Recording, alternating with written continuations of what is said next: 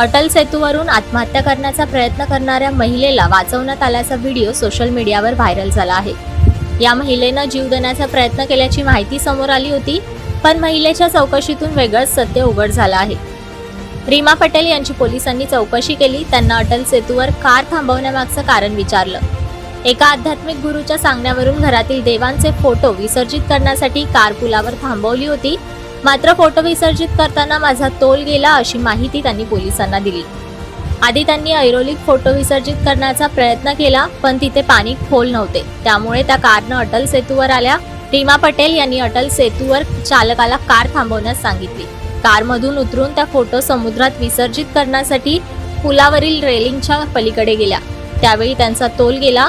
हा प्रकार लक्षात येताच कार चालक संजय यादव त्यांच्या मदतीला धावला। त्यानं रीमा यांचे केस घट्ट धरून ठेवले, पण त्यांना रीमा यांना वर खेचणं अवघड जात होतं। अटल सेतूवर एक कार थांबल्याची माहिती मिळताच वाहतूक पोलिसांची गाडी काही मिनिटातच तेथे पोहोचली। त्यावेळी रीमा पुलावरून खाली लटकत होत्या। त्यांनी रीमा यांना सुरक्षितपणे वर खेचले।